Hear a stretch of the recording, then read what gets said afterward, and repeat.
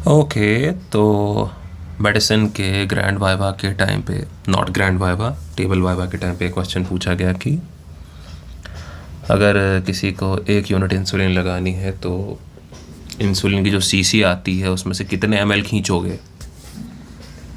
तो पहली बात तो ये नहीं पता था कि ये यूनिट क्या है, कि 10 यूनिट इंसुलिन, 20 यूनिट इंसुलिन, तो ये यूनिट क्या है।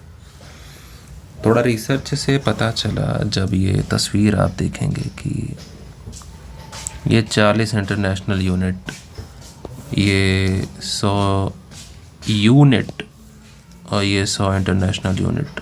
तो ये फिगर देख के चीज़ समझ में आई कि जिस यूनिट की यहाँ बात हो रही है वो इंटरनेशनल यूनिट है।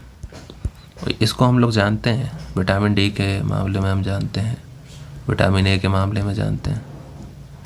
विटामिन को इंटरनेशनल यूनिट में अब लिखा जाता है।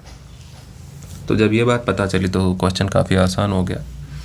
ये 10 ml की शीशी है, इसमें लिखा भी हुआ है, ये देखो। तो और ये कह रहे हैं कि इसके 1 ml में 40 यूनिट है। तो बहुत आसान हो जाता है सवाल यहाँ से। 40 यूनिट है 1 ml में, तो 1 यूनिट होगा 1/40 ml में। तो आराम से यहाँ ml में कन्वर्ट हो गया। ये सवाल बहुत आसान था, लेकिन ये यूनिट और IU वाला सिस्टम नहीं पता था। सवाल थोड़ा सा उलझ तब जाएगा अगर आपने नहीं देखा कि ये 40 इंटरनेशनल यूनिट वाली सीसी है या फिर 100 इंटरनेशनल यूनिट वाली सीसी है।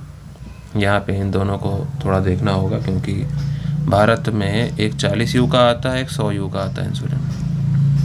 तो इसके 1 ml में 40 यूनिट है, इसके 1 ml में 100 है यूनिट इंसुलिन है। तो ये 2 चीज़ें देख लेना।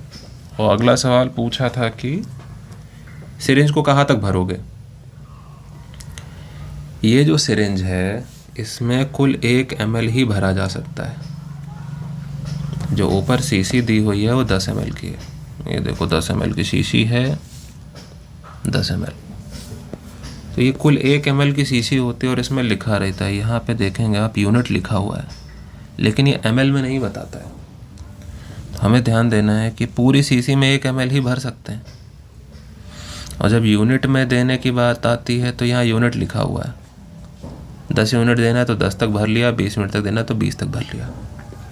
एक और चीज़ है कि इंसुलिन सिरिंज एक ऑरेंज भी आती है, एक रेड भी आती है। तो ऑरेंज वाली 40 U के लिए होती है, रेड वाली 100 U के लिए होती है। तो जवाब देते टाइम इस चीज़ का ख्याल रखना है। Very good.